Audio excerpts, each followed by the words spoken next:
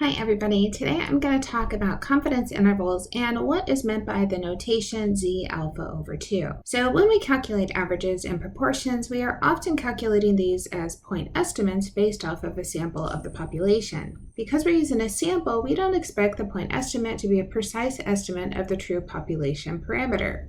What I mean here by a point estimate means that we're just using one number and not a range of numbers. So that's what we want to talk about today, is maybe having a range of numbers as a better estimate for our maybe mean or population proportion, because it is really hard to do things based on just a sample. So let's talk about an example. So what if we wanted to know how much people plan to spend on a vacation? So if we wanted to know this answer, we would conduct a survey, and ideally it would be a random sample to get these results. And let's say we found that the average from our survey was $625.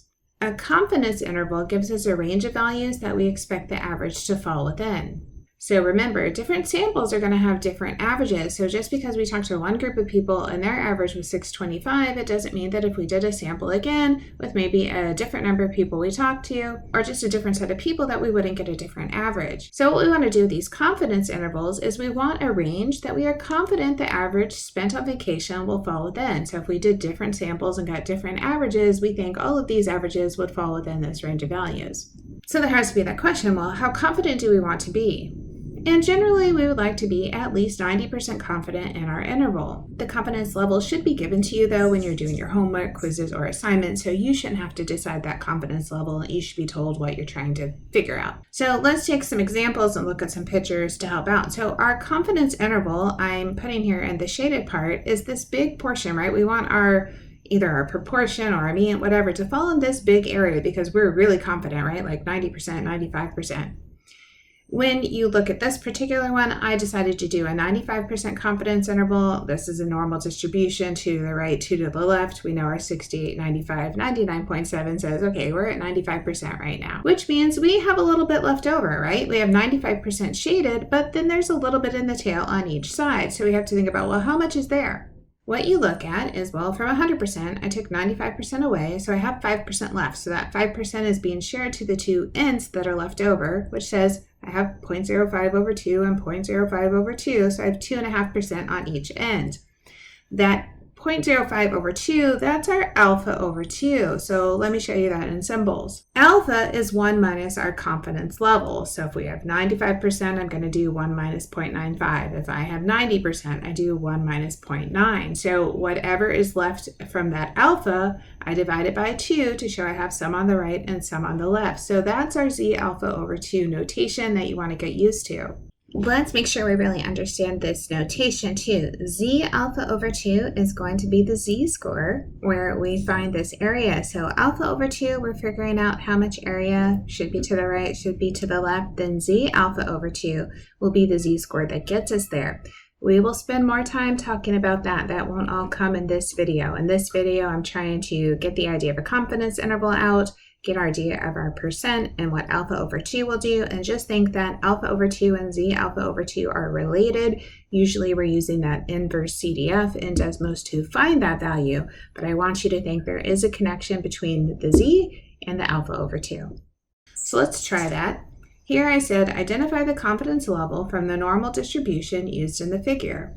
So in the figure, you can see alpha over 2 is 0.01, and I have another alpha over 2, which is also 0.01. When I add that together, 0.01 plus 0.01 is 0.02. So I have that 0.02 on the tails. I have 1 minus 0.02, which is 0.98. So this part in the middle would be a 98% confidence interval, and my alpha over 2 being 0.01 is really what pointed me back in that direction to see it. Let's try that again. This time alpha over 2 is 0.035.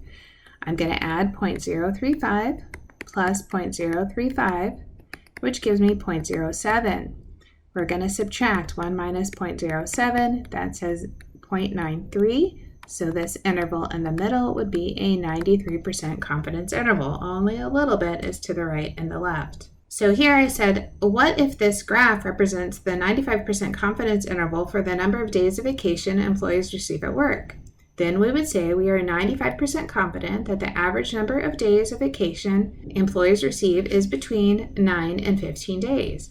This means we think 95% of samples would have a mean that falls within this range of 9 to 15. When we're looking at these confidence intervals, there will always be a center. So there will be a middle of the confidence interval, and depending on what we're looking at, it will either be the mean or it will be the proportion that was used to construct the confidence interval.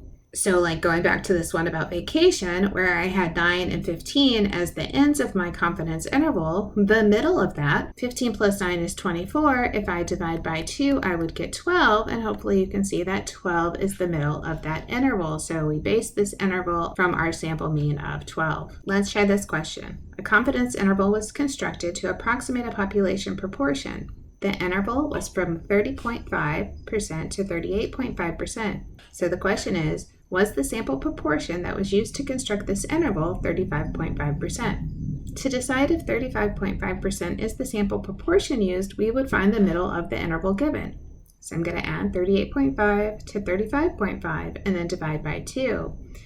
I got 37. This shows that 35.5% was not the sample proportion used to construct the interval. It should have been 37%. Now, this is just the first of the videos that talks about confidence intervals. So I have a few more, and I'll probably add even more in the future, but I wanted you to know for now, there are at least 2 more videos you could look at. One of them is called confidence intervals for sample mean and sample proportion, and I use Desmos, because I always use Desmos, to show you how to find the confidence intervals. Those are mostly with statistics you know already. So the mean is given, the standard deviation is given, or the proportion is given. You can also watch the video titled Confidence Intervals using Desmos given a list and unknown sigma. So that way, if you have a list of data, you just type in the data, it'll compute the mean and standard deviation for you. You won't have to separately do that. As you're going forward, it's going to be super important to note the size of our samples. So as you're looking at the size of the samples, it matters if it's less than 30 or if it's greater than 30. There are 2 types of tests that come in there. We'll talk about a z-distribution, which is our regular normal distribution, and then a student's t-distribution when you have a small sample size or if the sigma is unknown. So really pay attention to sample sizes there, but this video is just to say, like, what is a confidence interval? What are these z alpha over 2s that we're doing? So know that you have to take like little steps to get through all of this, because this is getting to be bigger and bigger ideas of statistics that's nice to do in little chunks. Good luck.